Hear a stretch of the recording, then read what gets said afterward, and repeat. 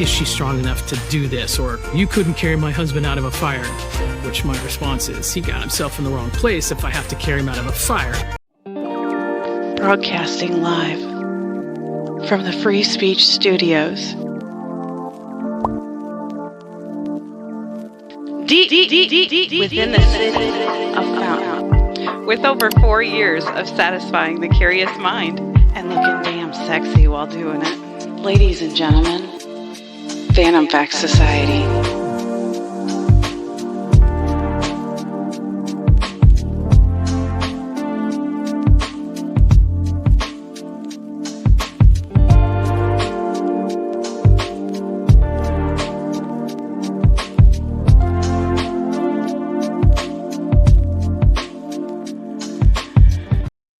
You gotta let it breathe extra long on Hump Day, ladies and gentlemen. I am your host, Cussing with Hussing.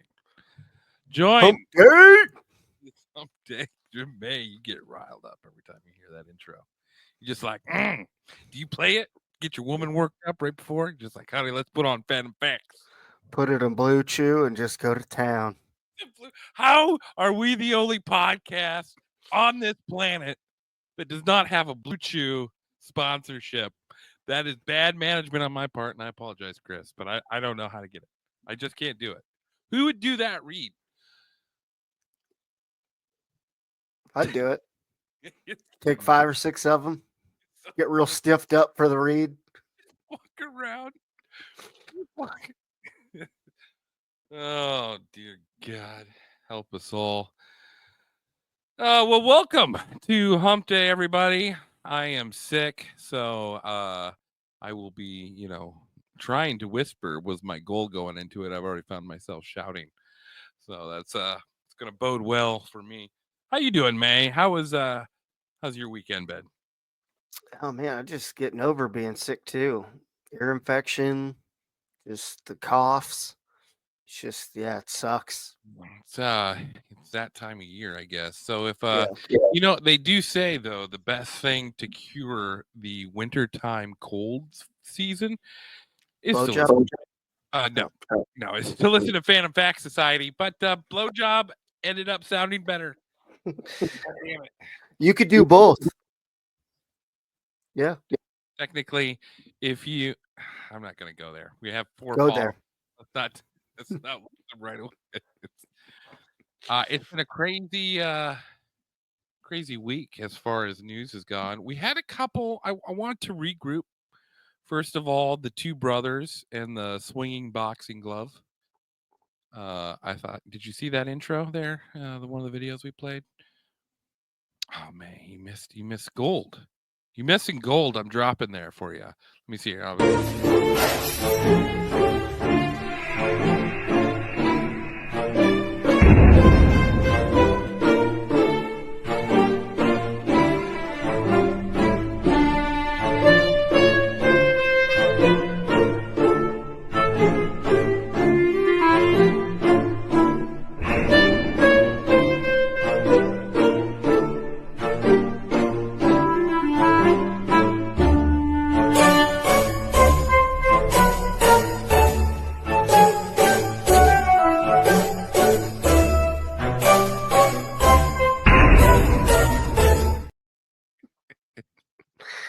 Poor the little brother always loses.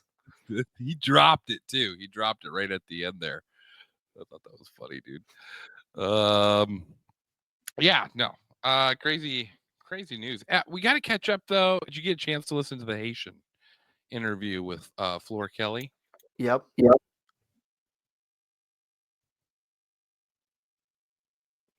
that? Did that not blow your mind? Or yeah, did you already but the taking the organs and shit, it's just that part just wild. Selling them to Russians? Yeah, exactly. Why? To live longer? Like, joke's on you. I took the COVID shot. My heart sucks. Good luck. Yeah. Good luck to you. Good luck to you. Oh man, dude, I was fascinated. It was interesting to hear. Like I had heard about the Clinton stuff, but it's all Yep. secondhand, and it was so nice of Flora to hop on the show and actually discuss what her family went through. It's absolutely crazy. I wanted to get your take on it though, if anything stood out. The Oregon thing is crazy, dude. We got Yeah. banned, we got kicked off. That video got banned on TikTok, Mm. the Oregon one, for misinformation, and we appealed it, and then it got put back on. Okay. So I mean, kudos to TikTok. I think they're just in a we don't give a fuck stage right now Yeah. because we're banned. Yeah. We're about to get rid of it. Oh, dude, I feel horrible for this, but I've been paying attention to some other stuff. Have you heard about if the TikTok ban's going through or not? I know we're going to No, talk. I don't know. I don't know if it is or not. I know everyone is making their final stand and pushing back against it, and I don't know. I don't know if it'll go away or not. I know everyone was joining Redbox or Red Boot or whatever the hell it is, all the jokes about joining that. But I don't know. I mean, What is the Red Boot stuff about? Do you know? no, I have no idea. I'm not going to download it. I didn't want to download TikTok and I did. And, I'm glad for a lot of it. A lot of it, like, just a big old community hodgepodge of just random knowledge and shit that you can learn. And, it was just right there. You could type in anything and somebody was talking about something, even if it was factual or not. I mean, it was entertaining. Well, that's where we found Floor was on TikTok. We found a lot of our guests through TikTok. So, it's just easy accessibility if you want to reach out to people. Hmm. And in X sort of has that same capability, but the show's starting soon. May, you gotta help me out here. Oh, shit. Sorry. Come on, we're falling apart. No, I think X is sort, but like if you get rid of TikTok, dude, I mean, then they can just start saying whatever they want to ban. Is that how that works? Or I I think what scares them is like TikTok. You can just, I mean, what they I've noticed is just a literally, big old hodgepodge. Like I said, it's a potluck dinner. I mean, it's everything. Everyone comes together. We were unified for a hot minute, and it was nice, you know. hey, I you know think what? they're scared that we were coming together, getting knowledge, all types of random knowledge that they Yeah. didn't teach you in schools and everything else, and it was just opening a lot of people's eyes, and they were like, "Oh shit, we can't have this. We can't have educated people on the streets." Okay. Okay. We're gonna play this clip. I was gonna save it to the end of the show, but I feel like we should play it at the beginning of the show because I have noticed that there is a trend here at Phantom Facts, and we need People who say that they would rather go without breakfast than go without their affirmations each morning. Speak to yourself positively. Use positive self-talk all the time. Remember, you talk to yourself at the rate of almost 1,500 words a minute. Most people talk to themselves in terms of doubt and fear and worry and anxiety. Talk to yourself positive. we talk about our situations positive. May, all right, Yep. Mr. Eeyore over there, just like, well, it's all good and fucking shit. That is true. Can't make me yell. I can't do it. I can do it, I can do it, I can do it, I can do it. Just repeating, I can do it over and over again. Boost your self-confidence and boost your self-esteem. This is the thing with TikTok, with YouTube, with all of these different, they all had their moments of non-censorship, which led to a uniting of a people. And then it got fragmented, and then it gets built back together, and each time it gets fragmented, it just gets built back together quicker now. Yeah. Like they're not going to stop. They're not going to be able to stop it. No. It's not going to be able to stop. And I think that's the positive thing is like, hey, like it's sort of fun that they're even trying right now. Like they think they can stop the internet in America. When you have nothing else to do, say, I like myself, I like myself, I like myself, I like myself. Because saying I like myself or I love myself expands. Did you tell yourself today, May, that you love yourself? Absolutely not. May. No. I'll do it right now. Okay. You got to say it out loud. No, it's got to be, you got It said talk to yourself. That's how I talk to myself. I just, All right. All right. What have you heard on the news? Anything? I saw that you're on the hip hop bandwagon there for Jaguar Wright. You sent me a bunch of videos about her. Yeah, she's just fascinating. Even if it's true or not, it's she gets all talking, her titties get all flapping out, and she just gets all loud and like, you know, I just love she just is just throwing it out there. I can't believe out of everyone that's been on Phantom Facts, co-hosted on Phantom Facts, you're the one that ended up being the hip hop uh, for this show. I did talk about a left turn. All right, let's play a little Jaguar Wright. Let's see some titties. He died because of your liquor. Targeted because he's First of all, I apologize. I shouldn't have started. No.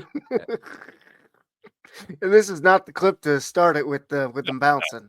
No. These are the puppies are covered. Yeah, well, and rightfully so. So Yeah. Yes. let's catch everyone up on what's going on in the Molech world. So we have the whole P. Diddy thing, but Jaguar Wright's really focused in on Beyonce and Jay-Z. Yes. And I was always sort of curious as to why, because I guess I didn't get the connection, what her connection was to them. So, like, why would she have a personal beef with them? And I feel like this video probably explains it a little bit better. Son, he died because of your liquor. targeted because he's my son. He was working on his EP. I bought Philadelphia for him so he didn't have to sign to a company because I knew what it was going to do. He interned at Rock Nation. So her boy interned under, now Rock Nation is Jay-Z's company? Yeah. And they approached him to sacrifice me.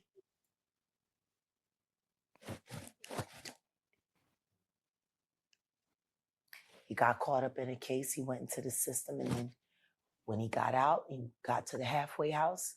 I moved us here. I saw his death when he was 19. So, like, I have seen this now pop up more and more about how there's just sort of this general, I've seen it on, I think I've retweeted some on Phantom Society on our X account, where these stars are bringing their families to parties and everyone just sort of belittles them. Like, why would you gotta cut that loose? There's a very strong distinction of cutting paternal ties in order to fully be accepted by Hollywood. Unless your family's in Hollywood. Yes. Then it's fine. But there was some kind of sacrifice somewhere along that's the gist of it is you have to be willing to give something loved and cherished and whatnot to have the skin in the game, and kids or family members, mom, dads. Isn't that crazy that that's a thing? Yeah. Like, even if there's no, like, let's just take this, like, the spiritual side out of it. You just have a bunch of people running around believing that you have to sacrifice your family in some way or another to fully commit to Hollywood. Mm-hmm. Like, Jesus. I mean, some family, you got to cut loose and whatnot, just because, you don't want to be stuck in a box or it's, so sometimes you have to, but, these situations it just seems a little different. Well, yeah. I mean, like, even if you're raised Christian, the Bible very clearly states, like, a son will grow up to leave his father and mother, and it makes a clear distinction that there should be a separation as far as dependency and reliance. But there shouldn't be like a paternal severing of the relationship. It's still good to have your parents around, like, Jesus Christ, like, some of these people just I wish I could remember what that one clip was. I think it was like Colbert talking to someone, and they're like, "Why are you bringing your family around?" And she's like, "They're my friends. They're like my actual friends." They're like, "You gotta get over that." I moved us here to stop it, to prevent it, to avoid it.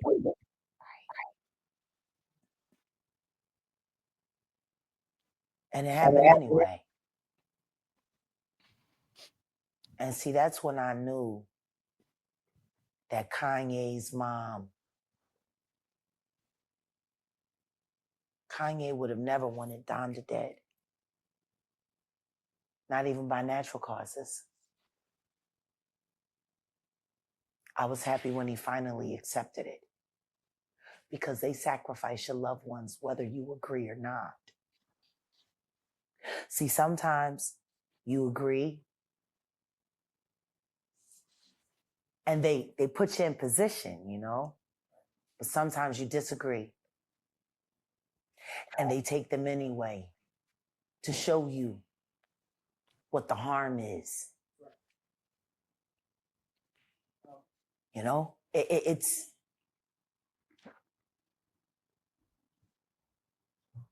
Giovanni.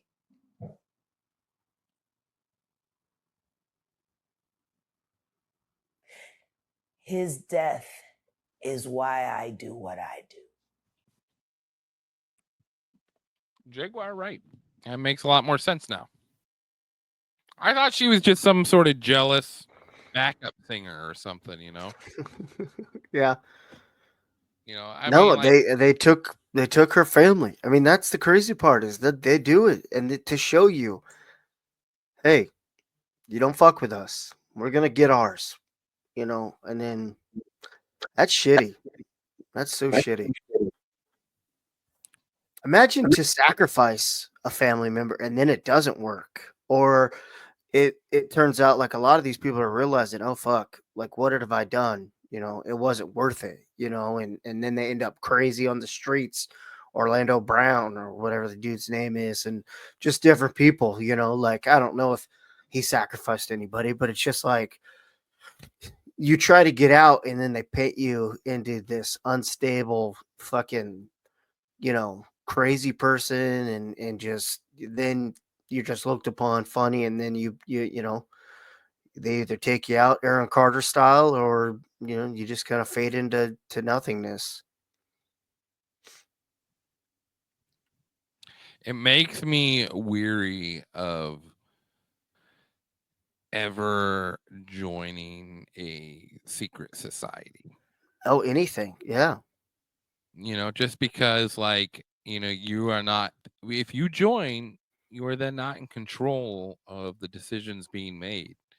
And Yeah. you don't know what consequences there are for standing up for yourself in a situation like that. You know, And it's there's hard. usually no getting out either.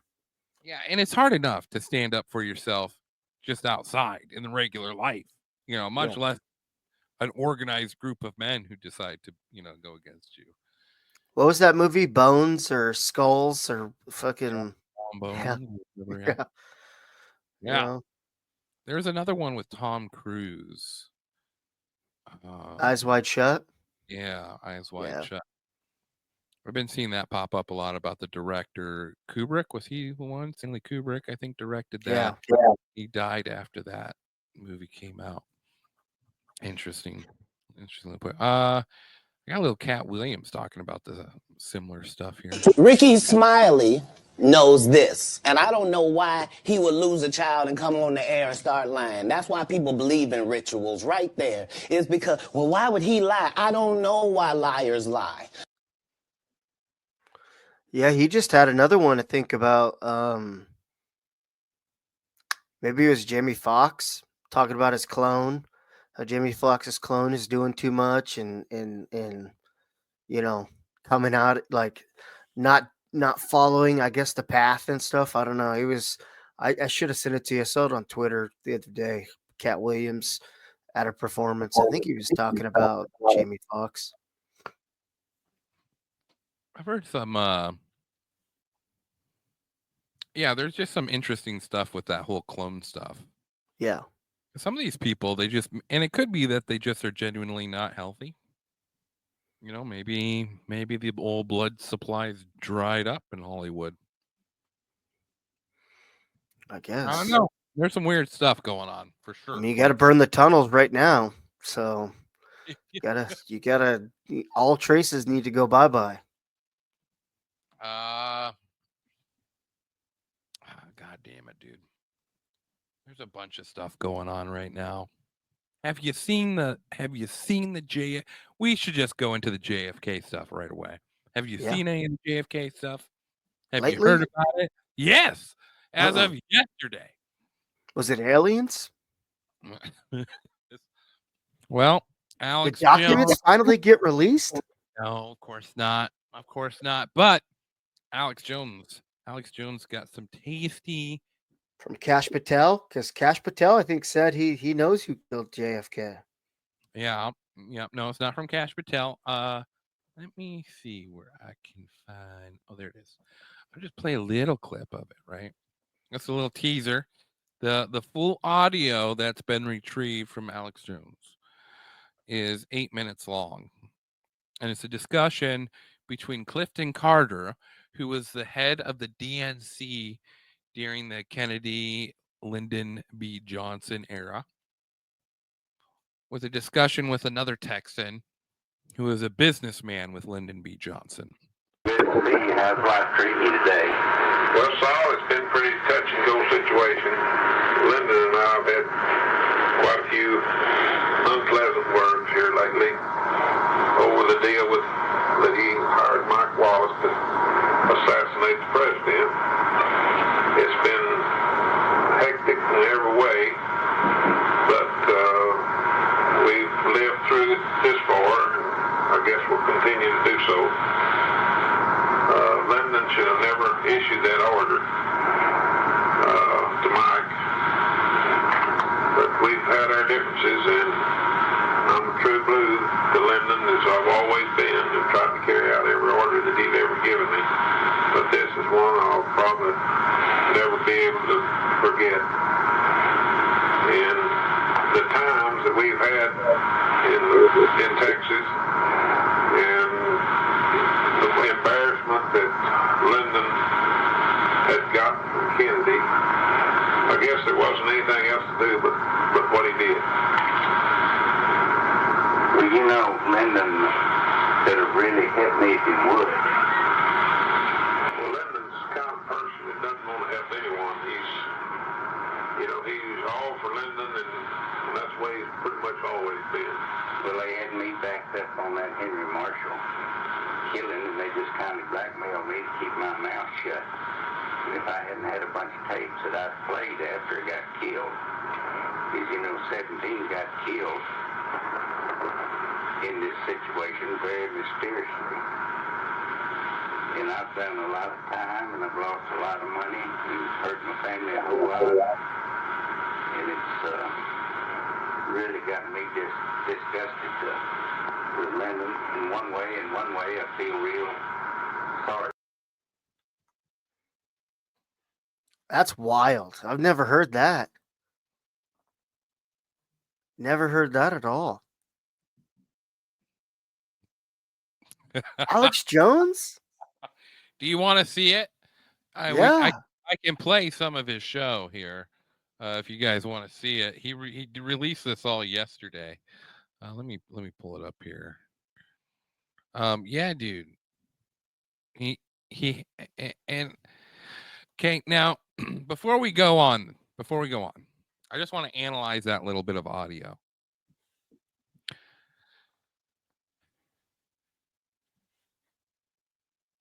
Is it possible that this is a staged conversation?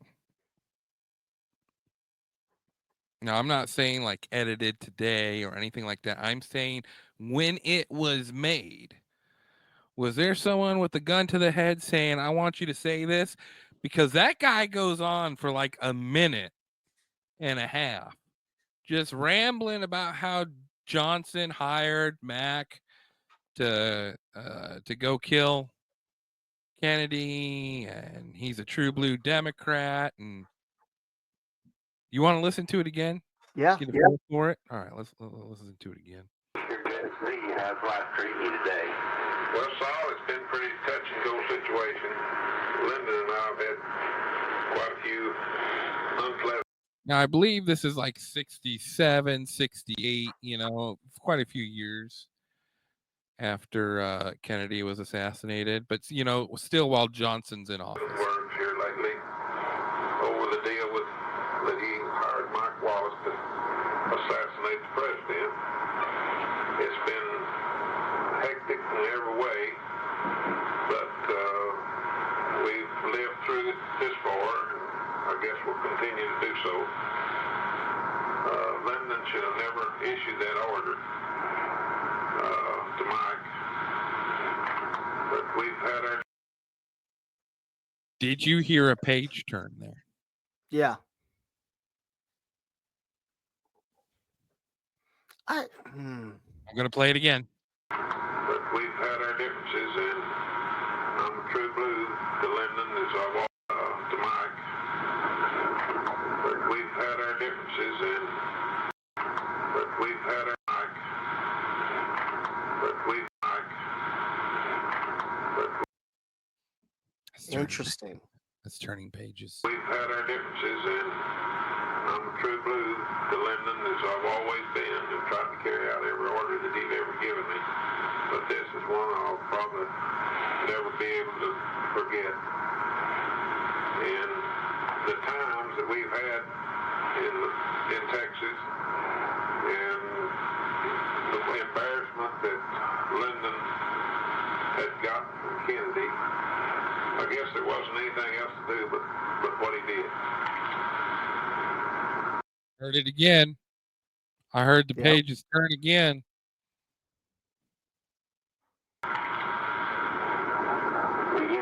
But what he did. Well, Lyndon could have really hit me if he would. Well, Lyndon's the kind of person that doesn't want to help anyone. He's all for Lyndon, and that's the way he's pretty much always been. Well, they had me backed up on that Henry Marshall killing, and they just kind of blackmailed me to keep my mouth shut. And if I hadn't had a bunch of tapes that I played after he got killed, because 17 got killed in this situation very mysteriously. I don't understand what that means. Yeah. 17. I did look up it just the book of knowledge here, the Google search of Henry Marshall that they bring up. Mm-hmm.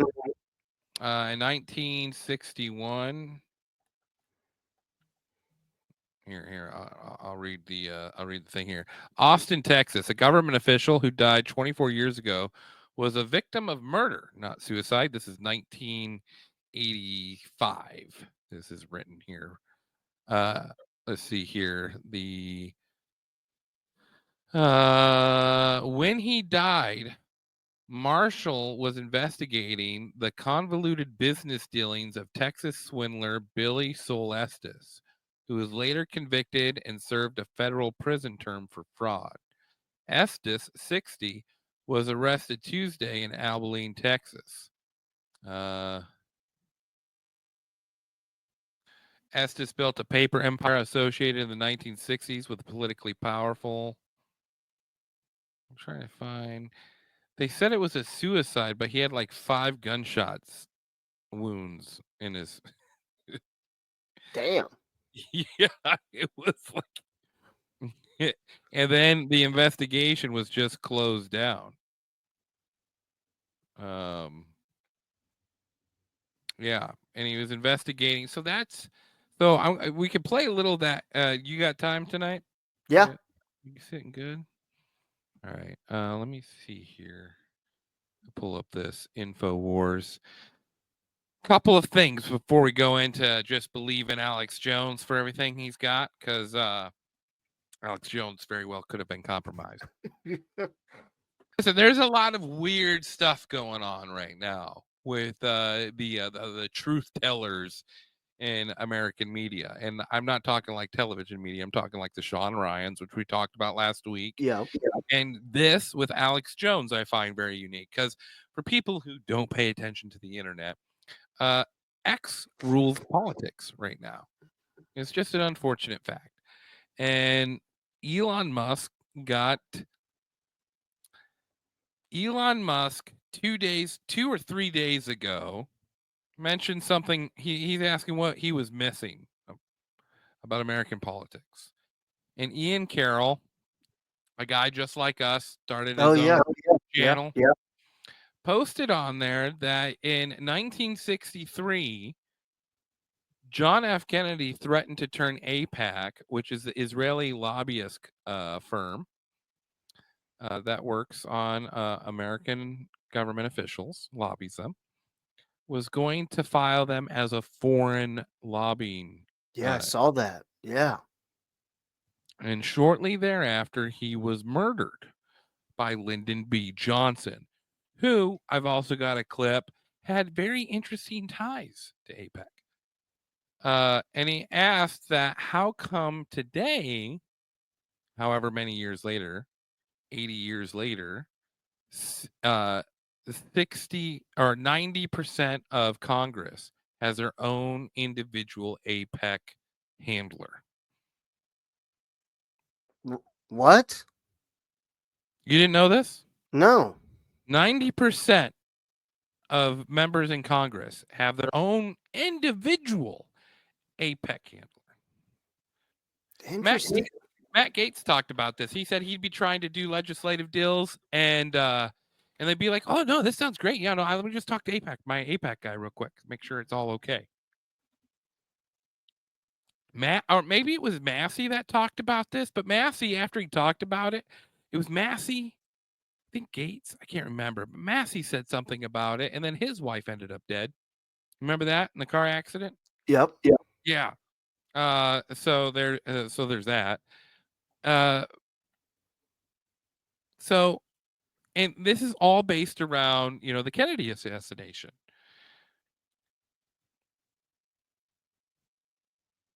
How come the Kennedy? How come this just went so hot topic right now? Well, and isn't that interesting? Because then the next day, all of a sudden, we get this audio clip putting all the blame on Lyndon B. Johnson. Yeah. Now, the next day, and the reason why that the question to Elon was such a big deal is like Elon's tweet received like 10,000 likes, and Ian Carroll's got like 400,000. Yeah. It was like 40 times or whatever it was, something ridiculous. So, and then the next day, we get this little tidbit from Infowars. You're good to see you. How's life treating you today? This is if they got away with this in the 60s. This is the guy that gave Alex the tape. So, and he's going to explain his connection to these. It's plain as day, these two talking very openly about who was involved and the assassination of JFK.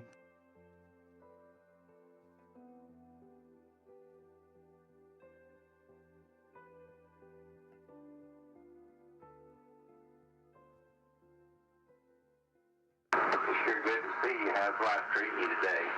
Well, Saul, it's been pretty touch situation. Move up here. No, Alex, we're not gonna buy your hat. Let's see here. You don't want a free hat? That we're going to be playing in full. It's about 7 minutes long. Look at him. Next hour. But right. Wow. First, talking to one of the gentlemen on the tape's grandson, we'll give you the big picture. If you're not from Texas or haven't been covering this for 30 years, why it's so important. But with all these big world events happening, why are we covering the JFK assassination where the vast majority of Americans in polls say more than one shooter of the government killed Kennedy? And you got a lot of players there on the ground. But we now know from E. Howard and Hunt and others, it was LBJ. And Nixon even told Roger Stone, they were close confidants, especially after he left the White House, I mean, good buddies, that, you know, it was LBJ killed Kennedy. And that information has come out as well. But you can look at 1913 with the private Federal Reserve getting a coup over our financial system. 1947, the National Security Act, the CIA and NSA being able to operate basically above the law with no oversight or very little. Then you have 63 when the real physical coup happens. And so understanding this and what happened in Dallas in 1963 is critical to know where we are today. And now Trump's about to declassify it all. We have the deep state and literally some of the grandkids of these people that are still running the government and running the national. Anything about this, because a lot of listeners know all about it. But the tape itself is just incredible. You know, of course, it is your grandfather and it is LBJ's right-hand man, and both men are obviously very close to LBJ. That's not debated. And then you hear them, obviously, from my opinion, they both know they're taping it, and they talk about the 17 deaths of people they knew because LBJ was covering up. And I know the history. It wasn't just the 17 they knew. It was hundreds of people got killed that knew anything about it, including witnesses at the grassy knoll and more. So this is a real time capsule into the early 1970s, right before your grandfather died. And obviously, from what I've looked into, you're the expert. Looks, you know, who knows what happened there. But this obviously looks like insurance to me. I mean, they're saying it's insurance tapes. And then this gets passed on. And then now in the year 2025, on January 14th, 2025, it's about to premiere. So Shane Stevens, who I, by the way, have good personal friends that have been longtime friends with him, you know, great Texas family, you know, good people. Shane Stevens is a grandson of the infamous Billy Saul Estes, and his explosive never before heard tape. Ooh, he didn't like that. Did you see his reaction to him having his grandpappy called the infamous? What about all that paper on his desk? Jesus Christ, get organized, Alex. I love Alex. He does that to make himself look like he is. He's just deep into the weeds. You watch news. Reporting that LB. Oh, dude, he really didn't like that. He really didn't like. You see him square his jaw up. Jay's involvement in JFK assassination. These recordings capture a conversation between. Oh, he bit his lip even, dude. You got to rewatch this. Rewatch this because LBJ was covering up, and then watch this guy's facial reactions to being his grandpappy being called. And I know the history. It wasn't just the 17 they knew. It was hundreds of people got killed that knew anything about it, including witnesses at the grassy knoll and more. So this is a real time capsule into the early 1970s, right before your grandfather died. And obviously, from what I've looked into, you're the expert. Looks, you know, who knows what happened there. But this obviously looks like insurance to me. I mean, they're saying it's insurance tapes. And then this gets passed on. And then now in the year 2025, on January 14th, 2025, it's about to premiere. So Shane Stevens, who I, by the way, have good personal friends that have been longtime friends with him, you know, great Texas family, you know, good people. Shane Stevens is a grandson of the infamous Billy Saul Estes, and his explosive never before heard tape reporting that LBJ's involvement in JFK assassination. These recordings capture a conversation between Billy Saul. Dude. Oh, yeah. It pissed him off. Ah, good old Alex Jones. Estes and Clifton C. Carter. You can see right there, he was debating, why did I give this to Alex Jones?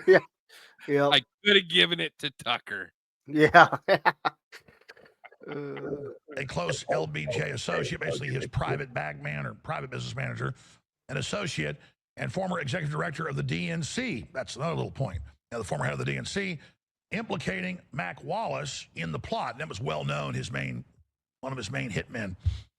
Professionally, Shane co-founded Dental Health Management Solutions with his wife, Jennifer, provide mobile dental care for undeserved populations. His work is inspired by years managing assisted living and Alzheimer's care centers. An active community leader, Shane serves as a deacon at the Austin Baptist Church that supports causes like... Thanks for being on the front lines and fighting this battle and just pushing this out. They're ultimately still there in some way, shape, or form, in some capacity.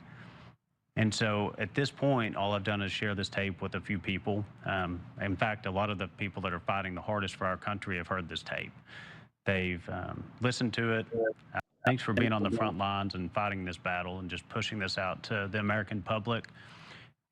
We've had this tape for, I'd say, 8-9 years, something along those lines.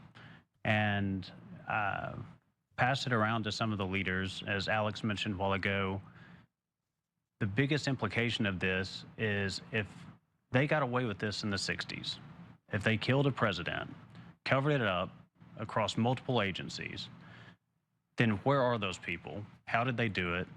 They're ultimately still there in some way, shape, or form, in some capacity. And so at this point, all I've done is share this tape with a few people. In fact, a lot of the people that are fighting the hardest for our country have heard this tape. They've Is it not the driver that shot him? So who's Mac? How did he shoot him? Remember the stories that came out that said that he got... Yeah, no, it doesn't give any context when it comes to any of that. It's just them. So they're saying this is like a pre-rehearsed recording where they name off all of the people Lyndon B. whacked and are using this tape as insurance. 17 people. Yeah, in the 8 minutes. So we only heard like a minute and a half of that. They named like 17 people he whacked. What did he stand to gain? I guess I've never really... Presidency? Well, yeah, I mean, I get that, but like, what else, to get to be the president, what did he push that set the future for America going forward? So Bobby Kennedy was investigating his business dealings in Texas and finding out that they were doing all sorts of illegal stuff, including that murder that was covered up in 1961 of Henry Marshall. That's the trigger point for LBJ, is that he don't want to go to prison, supposedly. And so he hires this Mac Miller guy to assassinate him, and then we don't know how it was done. Yeah. And we don't know too, like Lyndon B. Johnson, big Texas guy. I mean, Bush Sr. is the huge financer in Texas. You're telling me there's no connection between the Bush family and LBJ? No, there is. Yeah, huge one. So was it the Bush family that did the cover-up, or which would become the CIA? Oh, yeah. I don't know. CIA got... Okay. So maybe the CIA is just the cover-up. They get rid of Oswald. They get to clear up a few of their loose ends. Makes sense. I mean, think about... I mean, it's just crazy, dude. The implications of this. They're going to have to change the history books. Yeah. I mean, that's why I don't think it's ever going to come out. Really? It's all just going to stay here. Yeah, because they're not going to do that. I mean, what do they gain from that? What gets gained from it coming out? Oh, Lobo fish. We're throwing the link here in the comment section if anyone wants to call in, including Lobo himself, the esteemed Lobo. Nice to have you on the show, buddy. Yeah. Oh, dude, it feels just a little all too clean to me. Yeah. And we know the government doesn't do anything clean. No, they're sloppy, and I don't know. I mean, either way, it's just sort of interesting. So this, I mean, you can go on Twitter and watch the rest of this if you want to, on Alex Jones' show. But Alex Jones always breaking the interesting stuff. Here's some stuff I found about LBJ, because I figure if LBJ is this guy, let's see what they have to say about Oswald, groomed as a pro-Castro communist, the Dallas shooting was staged as a false flag attack to be blamed on Cuba, according to the CIA theory. But then, why did no invasion of Cuba follow Kennedy's assassination? It is because Johnson, we are told, thwarted the plot's ultimate aim to start World War III. This is to ignore the tremendous amount of evidence accumulated against Johnson. In fact, I believe the CIA thesis was originally pushed forward to counter the more natural and more popular thesis of a conspiracy headed by Johnson with Hoover's complicity. Another weakness in the CIA theory is the fact that researchers following this lead seem unable to come to any agreement about the mastermind of the plot. In fact, one of the names that come up most often is James Jesus Angleton, the head of counterintelligence within the CIA. Professor John Newman writes about him in Oswald and the CIA, quote, "No one else in the agency had the access, the authority, and the diabolically ingenious mind to manage this sophisticated plot." But, as a matter of fact, Angleton was also the Mossad liaison for the CIA, as head of the CIA's Israel office. So he is the head Mossad liaison. So him and Mossad are close buddies. And he is widely recognized as having been an Israeli mole. One of his biographers.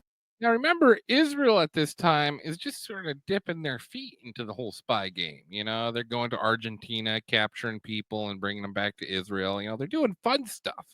Yeah. Going different countries and blowing shit up. It's just, you know, I love watching them grow up. You know, it's sort of fun.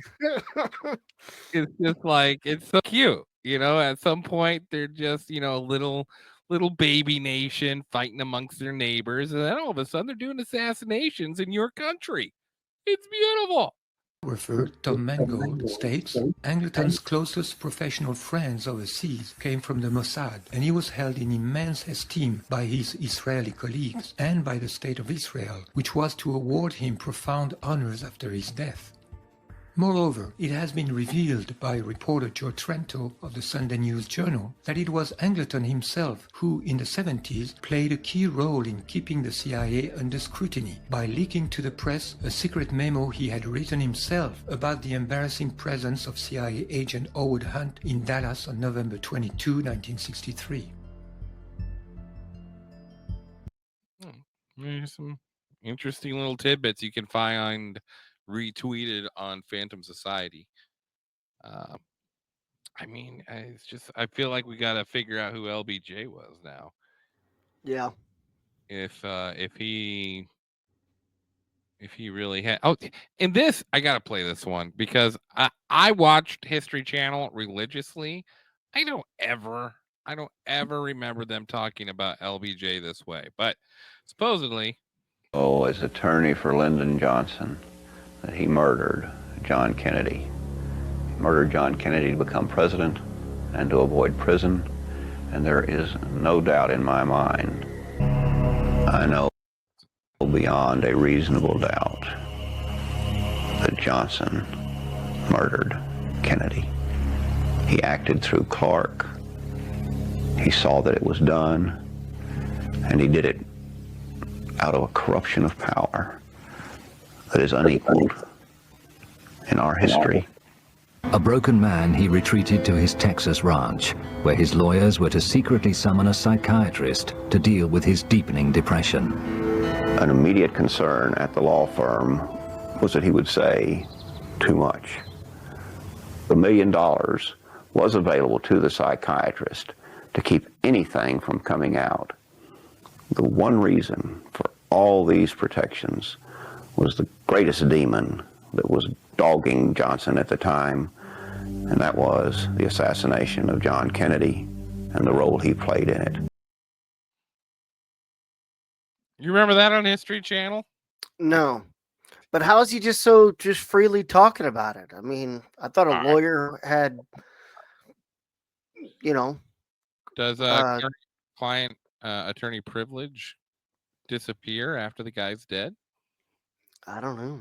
I have no idea. I mean, but why Kennedy pick Johnson then? If is it keep your enemies closer kind of thing? Like that's what I heard, because they had a very heated primary, and supposedly Kennedy, and I tried to find clips of the debates, but supposedly he insulted Kennedy or Johnson. Kennedy insulted Johnson. Johnson took affront to something Kennedy said to him. And everyone was shocked when then Kennedy turned around and asked for him to be his VP. But they needed the oil and Texas vote. Oh, okay. You know, Kennedy was going to bring Florida and Illinois, and they needed Texas. And that's where LBJ came in. And so LBJ, I'm sure, got into the White House after helping Kennedy get in there. And there was some animosity there because Kennedy was very dismissive of him. He didn't, sort of reminded me of how Obama felt about Biden. Oh, yeah. You know, just like you had to have him, but you didn't want him. No. You wanted Big Mike, but that couldn't work. So you took Biden. Poopy pants Biden. Yes. Oh, hey, we got Lobo Fish joining the show. Lobo, welcome aboard, bud. Long time no chat. How you been, buddy? Can you hear us? Can you hear us, Lobo? Yeah, can you guys hear me? Yeah, we got you. Loud and clear. What do you what do you think about all this JFK talk? You know, JFK, I had no idea what was going on with that until that podcast that Rob Reiner did. It came up on my feed, and I listened to that, and it was just, this is Rob Reiner, the producer, the holiday. Probably the only person that could do a podcast slightly better than us. So I mean, I'll give it to you. Yeah, it was pretty highly produced, but anyways, it opened my eyes to that, and then I asked my father-in-law, who was lived through that, and I said, "Do you know anything was up with this JFK assassination?" And he said, "No." And I said, "What did they tell you about it?" He's like, "Well, he just got shot." And I guess if you're only getting your news from 3 places, it's just like easy to get away with this stuff. Well, and then I forget, I mean, it was so inbred, like the Warren Commission was appointed to confirm that it was Oswald that killed. Like, if you read in the intro, it's like, our job is to confirm what the storyline is. So that's what we're going to do. Yeah. Well, because they had it.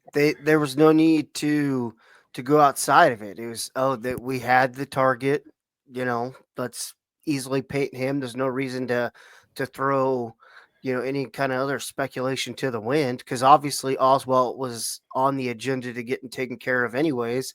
So 2 birds, 1 stone.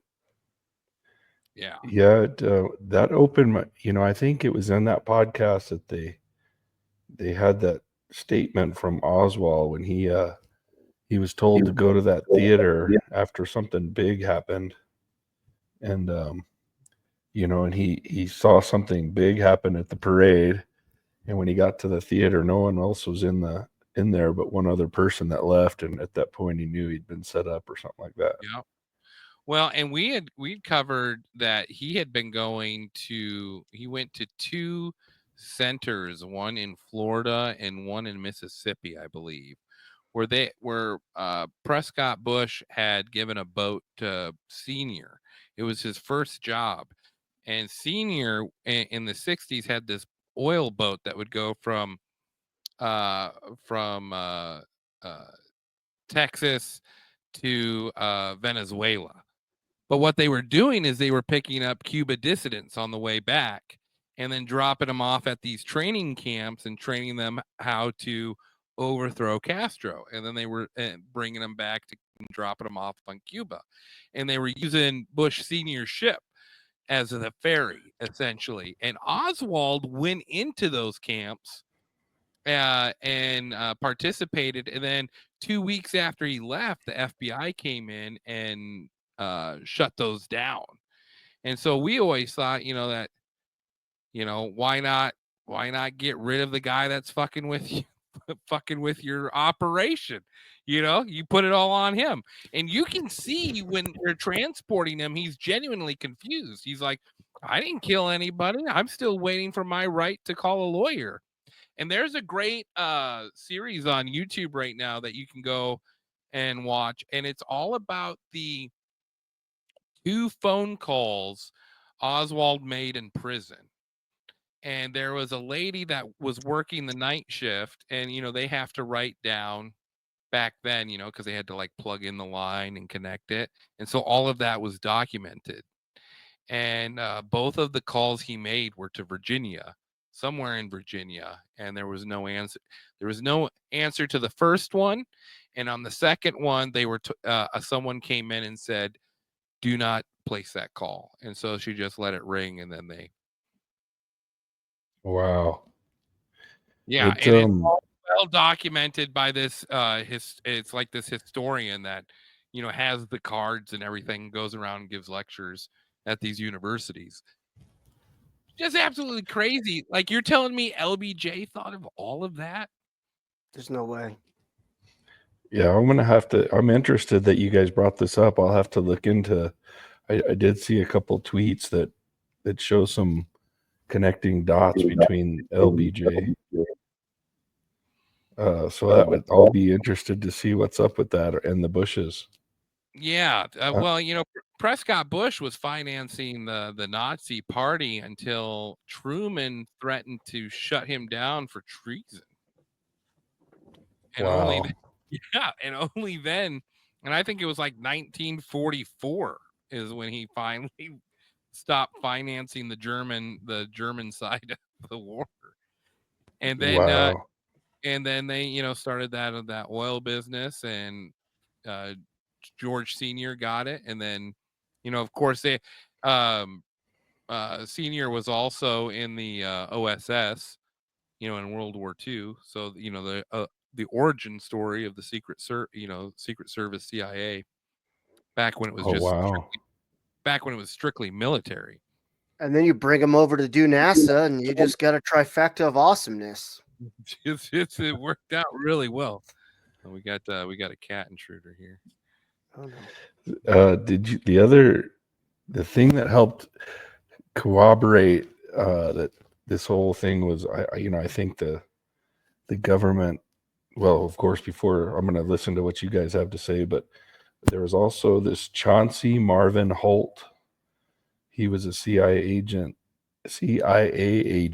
that was just kind of, it showed how they had everybody just had little bits of knowledge. Like nobody knew the full story. And he was told to make like 20 ATF IDs, and he was in California, and he was supposed to get them to Texas that day. And he brought them to Texas, handed it to some person. And then when the shooting happened, he had to lay low in like a box car. And then the police ended up finding him, and they all kind of played along with each other. They were all kind of there with some sort of assignment, but none of them could tell each other what the heck they were doing. Did you see anything? Yeah, they were all just kind of playing along, like I know I'm not supposed to mess with you, but this don't make sense. And yeah, they found the ATF thing would be interesting. You bring them in for the Yeah, that would be just another piece to bring in. Yeah, this Chauncey Marvin Holt, he's got a documentary on YouTube too. He was told to bring 20 fake ATF badges to Dallas and hand them to somebody. And he was a pilot and flew in that morning, did it, got stuck in a box car, kind of just said, I don't know anything. And they all just kind of left. I think they were all just knew something was up, but none of them could, and he didn't even put it together right away until later that he was part of all this. I mean, it makes sense. You create 20 badges, you keep it in-house to the circle that you only want. And then, because all those departments are going to have some little player, piece into this investigation of Kennedy getting murdered. So it makes sense. I mean, did we have a Texas coup? I mean, that's essentially what happened, if I am understanding it correctly. All the Texans got together and killed Kennedy? Man. Because they didn't want to go to space, or what? They didn't believe in the moon? Where's Devin? they didn't want to go to the moon? I don't understand it. I don't get it. Why, they hate Catholics that much? Yeah. Well, you know, there's one thing that makes me always feel a little bit better, and that is our emergency service. You want to see somebody that responds to your house, your emergency, whether it's a medical call or a fire call, that looks like you. It gives that person a little bit more ease, knowing that somebody might understand their situation better. Is she strong enough to do this? Or you couldn't carry my husband out of a fire, which my response is, he got himself in the wrong place if I have to carry him out of a fire. Do your fucking job and carry me out of the fire.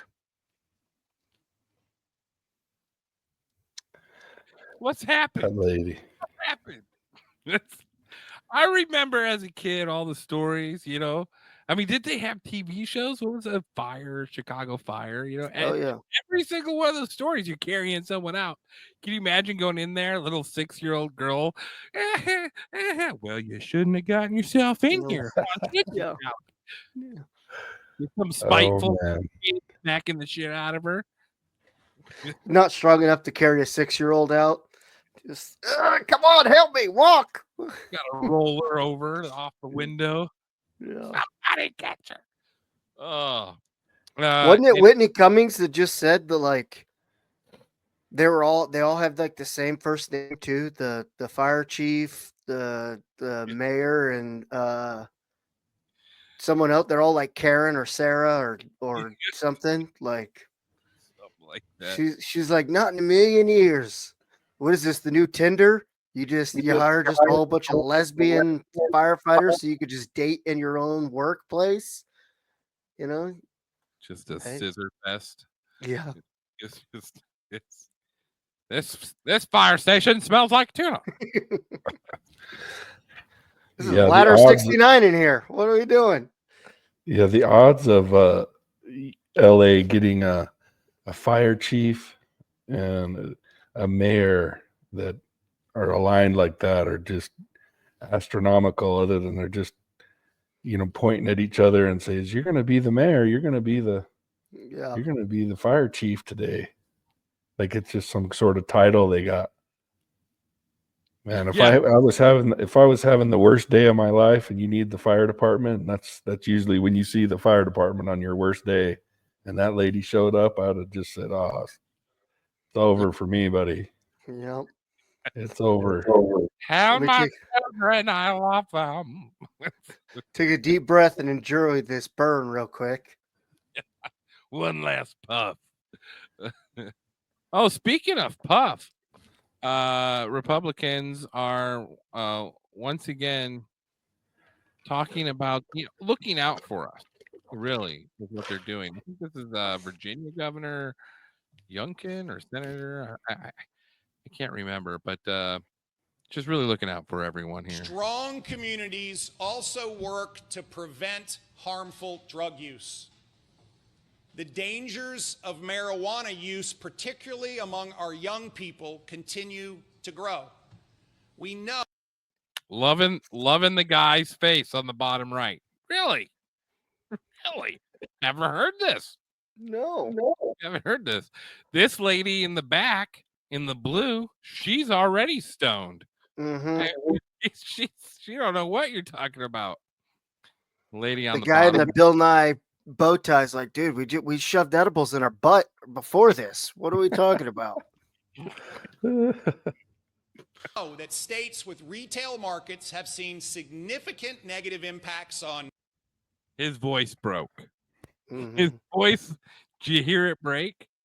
Negative impacts on children and adolescent health. Significant negative impacts on children and adolescent health and safety.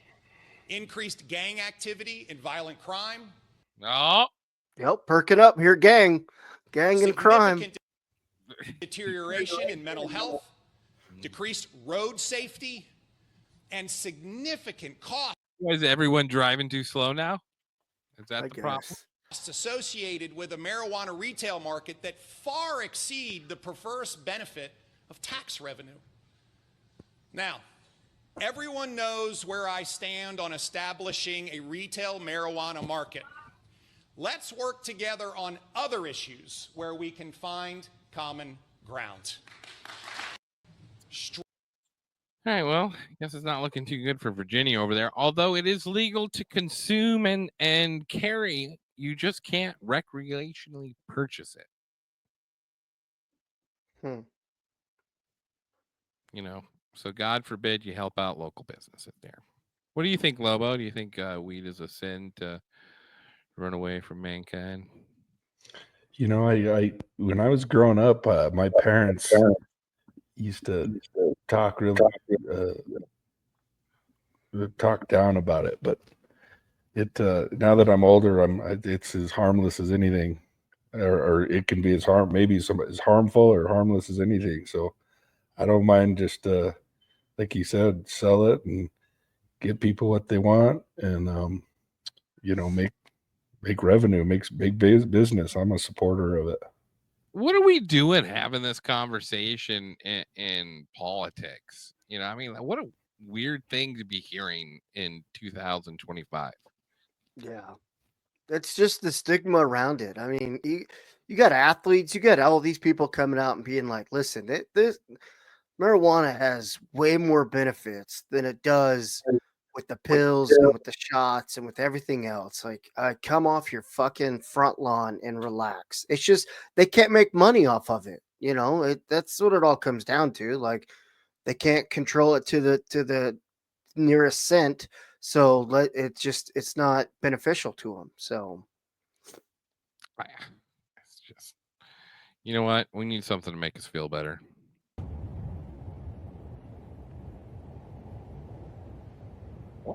Oh my gosh. Oh, shit my pants.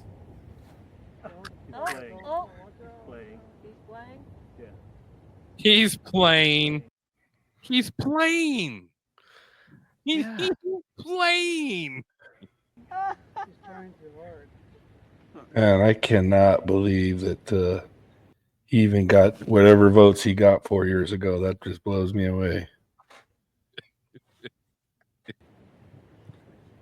You notice how she didn't break stride for him? No. Like, I think she's over his shit already too. She's like, this is horse shit. I'm tired of wiping up after you. 5 more days, Joe. Come on, let's go. He's like, he's playing. Yeah, no, he's playing. close your mouth. A fly's gonna get in it. Some sand. That was Jill. I just run in front of him, just kick sand in his face.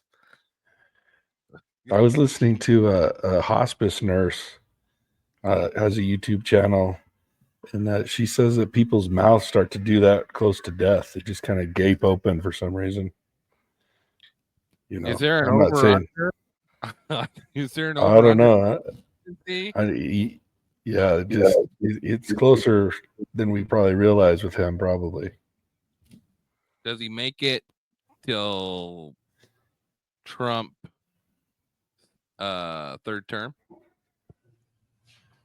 He probably dies at the inauguration, and then they pause the presidency somehow, and Kamala takes over. Exciting news! I remember that guest we had on that was had been trafficked at a very young age. Oh yeah. She just got an invite to the inauguration on the 20th. Really?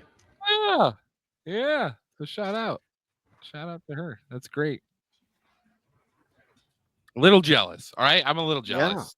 I'm a little jealous. We're over here in the front lines, fighting truth.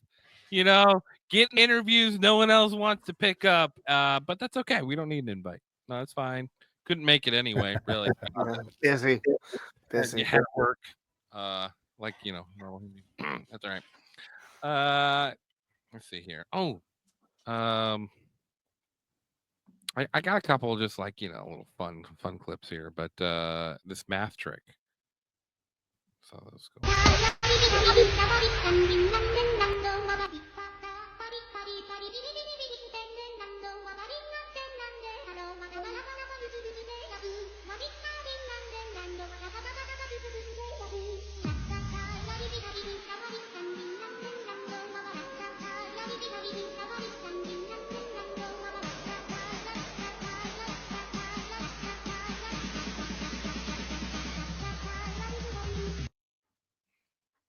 I mean, never in my wildest. He would come up with that too, you know?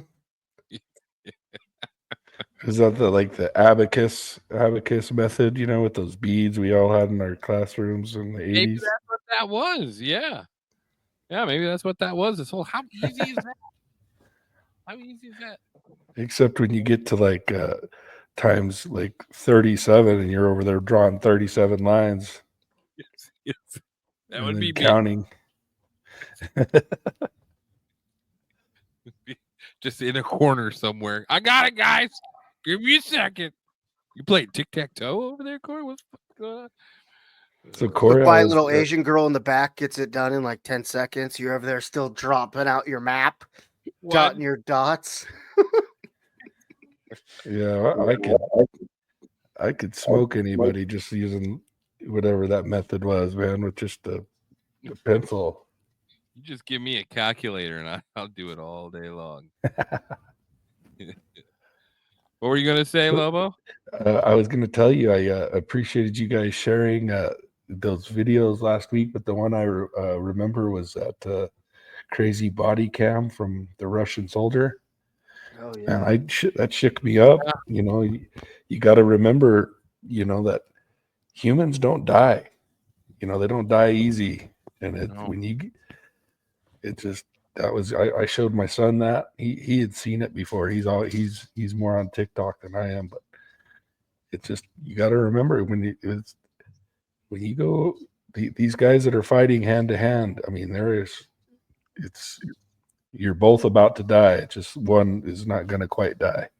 and that's what we were talking about. It's there's no win, there's no pause. Like, hey, good job. Okay, I've had enough. It is the last breath. That's when it's over. That's it was just to the point where telling his mom goodbye and all that. It's just like, gosh, dang it, like that's how it is. I mean that's Yeah, the you ugly take side of it. a healthy 20 to 30-year-old man, and that's about the hardest thing on this planet to kill, and you're going to go try to do it by hand, and it just the reality of that, no one really grasped that reality. It's just like, so that was it was sad. It shook me up, but it was something we all need to see. I thought so too. Like, I debated a long time whether to show it or not, because everyone that watched it that I work with, all same reaction. It's just not, and it's not meant to be a pleasant thing, But at the same time, like when people are talking in these generic terms, like, yeah, we should just send them over to Ukraine and kick their ass and da da da da. And it's like, this is what kicking their ass looks like. Is one of your buddies getting killed like this? That's what it. So make sure it's worth it. Make sure the battle is worth it, because if that guy dies, which that Ukrainian guy died because of a war some other government started for him and convinced him that he needed to fight in that war, and now he's dead. And that's the end of it. And that's happened to like 1.5 million Ukrainians and Russians out there. Almost 2 million people, probably more, have died just like that, and so it's like, and we just sent another 400, what was it, another 400 million billion over there dollars like last week, just in rockets and stuff that we're guiding over. And I mean, it's just absolutely insane. And like, I get sometimes wars have to be fought, but let's say, if those guys were fought that war knowing that it was just going to be solely Ukrainians versus Russians, they never would have started it. They never would have started it, because they know it would have been better to be neighbors. But they knew, like you said, they speak the same language. Like, yeah, it's as close to a civil war as we'll ever see. Ukraine's 30 years old. It's not old, it's the language is like 20 years old. They just made up a language that sounds Russian, and like, hey, they were under the Soviet rule, it's their little prize for getting out of that nightmare in the early 90s, but they're the ones that agreed to give up their nukes to NATO. They agreed to that. Their politicians put their people in that, it's just, and this is the result of that. What happened back in 91. Now some kid is getting, hand to hand. I mean, that part where they're just biting each other, Oh my God. I remember hearing stories in History Channel, World War II, those guys would talk about like grabbing a rock and having to kill the guy, and it's different, and I feel equally as bad for the guy that lived, because that guy's now being paraded around as Russia as some hero. They know his name and they're, parading him around. And like that guy's got to live with the same. It's no joy to him either. He's not thrilled about it either. None of it's good. Yeah, no, it's all. Speaking of people getting killed, you want to hear a Masonic mystery? All right. Yeah. Was Mozart killed by the Masons? Ooh, I think I saw this on X. I've never heard about this. You I might have. haven't either. Inside the Music. I'm Brian Lauritsen. The Magic Flute is not only an opera that tells the story of love and trials, there's also a deeper meaning. Mozart intended the work to be a dramatic representation of a person's initiation into Freemasonry. And to learn more about it, I went to the Masonic Center in Santa Monica, spoke with former Grand Master of Masons in California, Stephen Doan.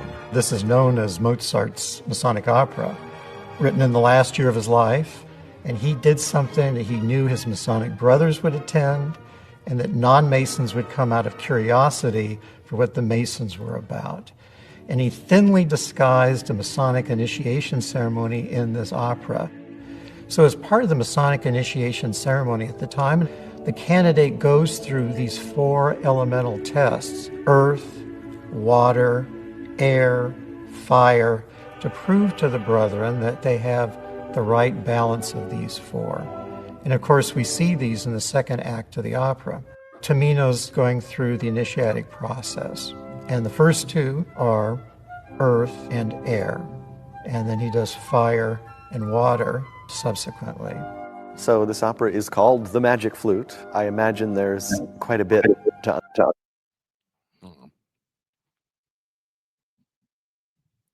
Isn't it interesting? Like Paul Walker made the Skull and Bones and died a few years later. Mozart does his version of that and died a year later. Who was the other guy that did? Oh, we were just talking about it. Eyes Wide Shut. The director for that, Stanley Kubrick, died after that. One of those things. Can we get a little Ben Shapiro hate in before we call it a night? Yep. So, Yep. If you don't know, I have for Ben Shapiro, not because he is not because of that, just A because. Jew? No, Oh. no. I didn't say that. I'm just saying that he tends to be a bit of the, Israel first, America second group, I guess you could say. Is that wrong for me to say that? I don't know. All right. Well, here's him and Louis Farrakhan. You guys know who Louis Farrakhan is? Yeah, The I've name heard sounds of him. familiar. He was the spiritual advisor to Obama. Oh. Remember everyone threw a fit about that? Or I remember Rush Limbaugh always, Farrakhan. And we have seen a tremendous amount of vaccine hesitancy, unfortunately, in the Black and Hispanic community. If they come up with a vaccine, be careful. Yes, sir.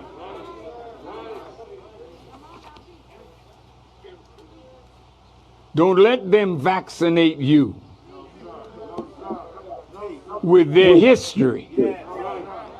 of treachery through vaccines.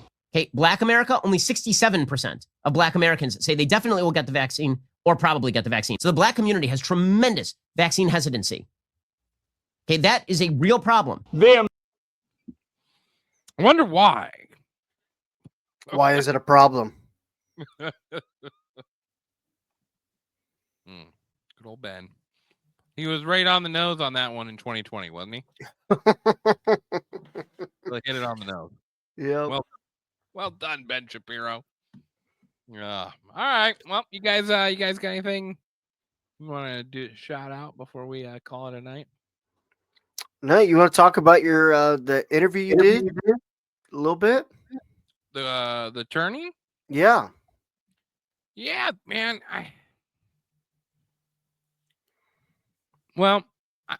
I guess I thought it was interesting, but it just sort of seems like, in my mind, I'm like now curious, could you find like cyclical repetition in other aspects? So like, let's take this example of Mozart getting killed by the Freemasons. Like, could we find a thing where there have to be some sort of sacrifice that takes place every so many years between, an artist and a, like Marilyn Monroe compared to Brittany Murphy, compared to Paul Walker, compared to, you know what I mean? Like, could we? The circle that keeps going. Yeah. And like at the same time, like, I feel like some people treat this whole turning as, the 4 turnings as like some sort of prophetic, like, oh, you can, in 20 years, it'll be good times, I don't know. I don't like, I see the benefit of it, but I don't know. I didn't know what to make of it. What was your thoughts on it? No, I was the same way. It was just another, just wait. It'll come back around. Like that's everything. Everyone's, it seems like, always answers. Oh, hey, there's the highs and lows. We get through this, and in 20 years, it's going to be the same shit like we've talked about a million times. The circle it breaks. It just repeats and repeats. Oh my God, May, are we going to have to play positivity thinking again? I love myself. I love myself. I love myself. No, I'm just saying, like, why wait 20 years? I mean, the playbook is old and dusty. Like, it's just, like you said, it just rotates different characters, like some pop more than others. I do. And I think, like, but there can be good times brought about by people, and there can be bad times brought about by negligence. Exactly. People, like in that, and that's where it comes down to, it comes down to each of us. I feel like it's a bit too passive to just observe it. And I find it odd that the politicians of the 90s all loved this stuff. The fact that he passed it around to every single politician in Congress, and Al Gore was out there thumping on it. It's just, why did they fall so in love with this? Those are the same people still in office today. I mean, what? Well, and 2019 was the first year. Sorry, I had a Hillary moment.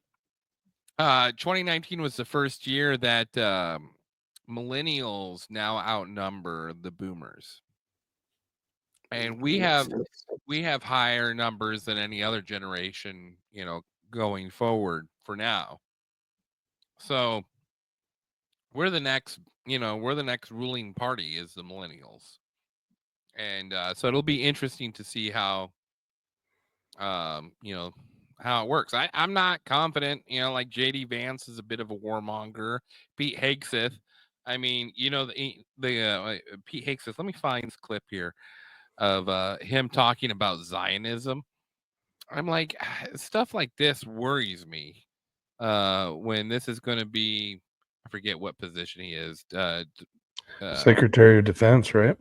Secretary of Defense, and this is our secretary. That wants to take the stage and talk about dual loyalty is dead wrong. What this organization represents, what Western civilization represents today, is in understanding that Zionism and Americanism are the front lines of Western civilization and freedom in our world today. Oh, wow. Yeah, you know what I mean? Stuff like that. Stuff like that is like, oh, we're just never going to get out of Israel. That's just going to be a thing, isn't it? Get comfortable. Well, at least that Pete has he's been in combat and dragged some dead bodies out of stuff, so maybe that'll change. But I can't speak to the getting into Israel stuff. Probably. Look at McCain, though. Like, McCain was a prisoner of war in Vietnam and came back and became the biggest warmonger in American history. Like, how could he do that? Weren't his pockets lined? Well, of course they were lined, but but still, like, you would think someone who spent time in a cell where you couldn't sleep or stand, or lay down, for 24 hours on end would think twice before just starting wars everywhere. Maybe that was the niche that we were in. Well, fight, save, make money. I'm glad you play to your audience. Look at this clip by former General Wesley, because that's exactly, it's essentially what he said about, this is like during Desert Storm. They're talking about this. About 10 days after 9/11, I went through the Pentagon and I saw Secretary Rumsfeld and... My apologies. Right after 9/11. And Deputy Secretary Wolfowitz. I went downstairs just to say hello to some of the people on the Joint Staff who used to work for me. And one of the generals called me and he said, "Sir, you got to come in. You got to come in and talk to me a second." I said, "Well, you're too busy." He said, No. He says, "We've made the decision. We're going to war with Iraq." This was on or about the 20th of September. So 9 days after 9/11, this guy gets informed that we're going to war with Iraq. 9 days. It took him 3 days to tell us Osama bin Laden did it. Maybe 4. I said, "We're going to war with Iraq. Why?" He said, "I don't know." He said, "I guess they don't know what else to do." So I said, "Well, did they find some information connecting Saddam to Al-Qaeda?" He said, No. He says, "There's nothing new that way. They just made the decision to go to war with Iraq." He said, "I guess it's like we don't know what to do about terrorists, but we've got a good military and we can take down governments." And he said, "I guess if the only tool you have is a hammer, every problem has to look like a nail." So I came back to see him a few weeks later, and by that time we were bombing in Afghanistan. I said, "Are we still going to war with Iraq?" And he said, "Oh, it's worse than that." He said, he reached over on his desk, he picked up a piece of paper, and he said, I just got this down from upstairs, meaning the Secretary of Defense's office today, and he said, "This is a memo that describes how we're going to take out 7 countries in 5 years, starting with Iraq and then Syria, Lebanon, Libya, Somalia, Sudan, and finishing off Iran."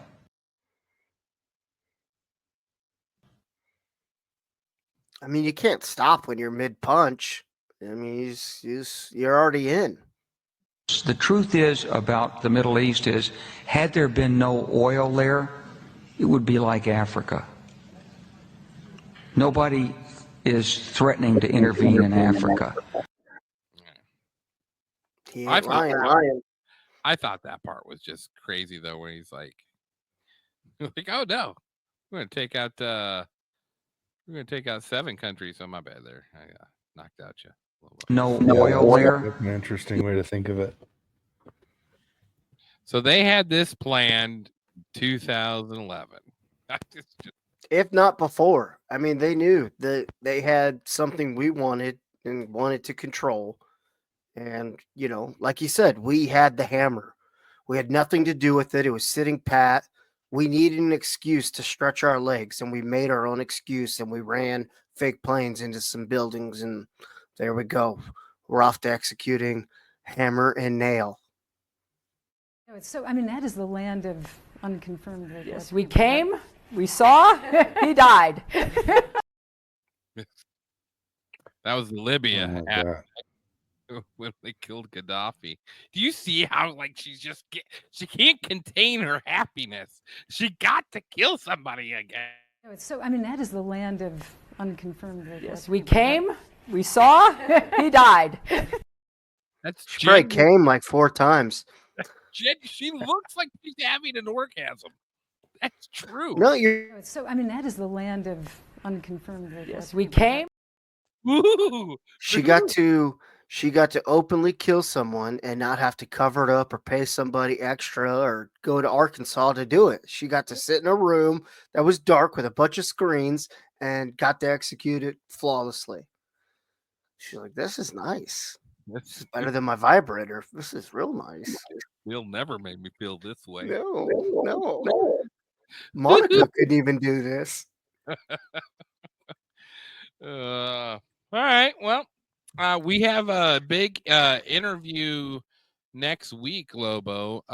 Richard Gage is coming on the show to talk about 9/11 again. The architect from he was the founder of Architects and Engineers for 9/11 Truth.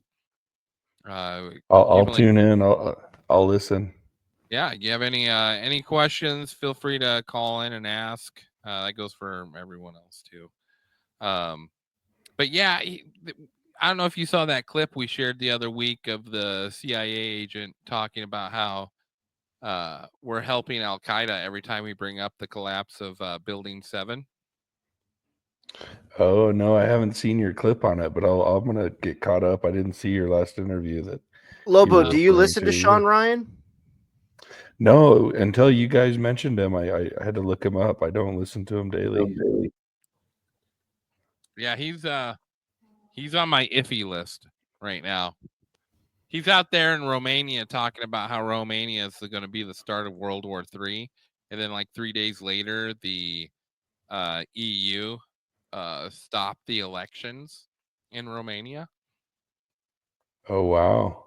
And the reason, I guess, is because the EU wants to build a big military base in Romania. And the person so in Romania, they go through 2 rounds of elections. And the guy that won it overwhelmingly the first round has promised to not allow that base to be built because he doesn't want war in Romania.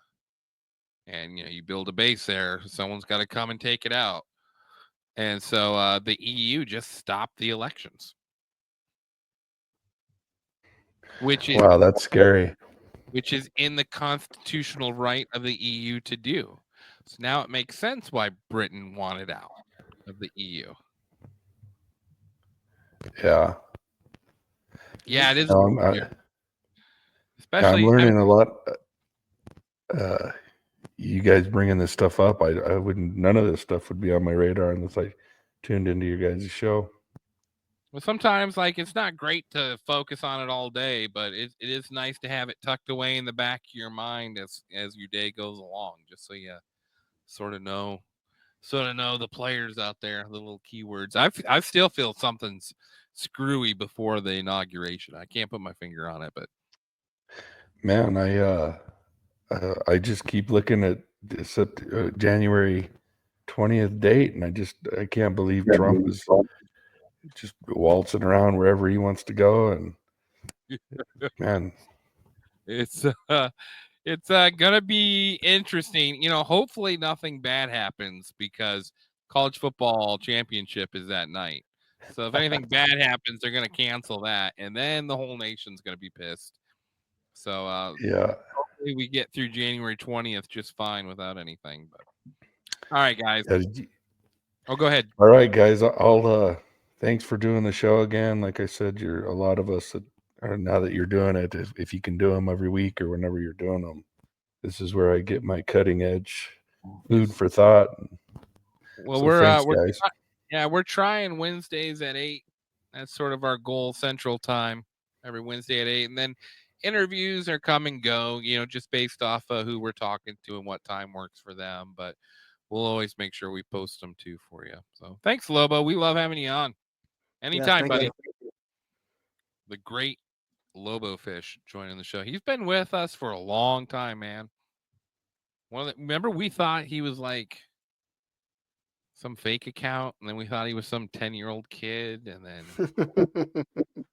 turns out not even close. All right. No. He's interactive. He's legit. He's great to have on. Yeah. No, we love having Lobo. Richard Gage joining the show next Wednesday, the 22nd at 8 p.m. Central Standard Time.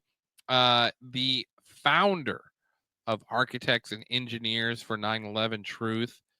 He's going to come on the show bringing slides. I didn't know how much we want to go over everything again, or if we just want to go from when we had him on last. And where does he want to go? We'll have a bit. We'll have a podcast meeting after the show about it. All right. I guess I don't have Sweet dreams. Else. Yeah, anything else? All right. Love you too. And tell yourself you love you. Oh, like I'm putting chemicals in the water that turn the friggin' frogs gay. Do you understand that? Turn the friggin' frogs gay. Serious crap. Gay. Frogs, friggin' frogs. It's not funny. I'm gonna say it real slow for you. Gay. Frogs.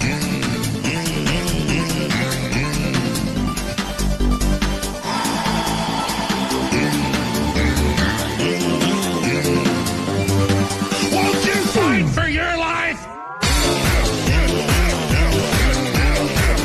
Frogs, friggin' frogs. I don't like a frog.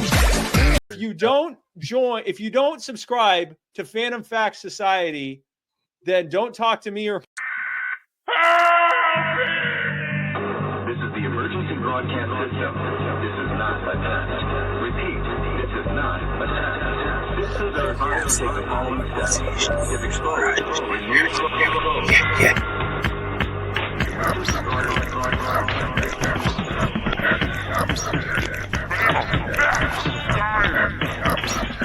Podcast for the curious mind.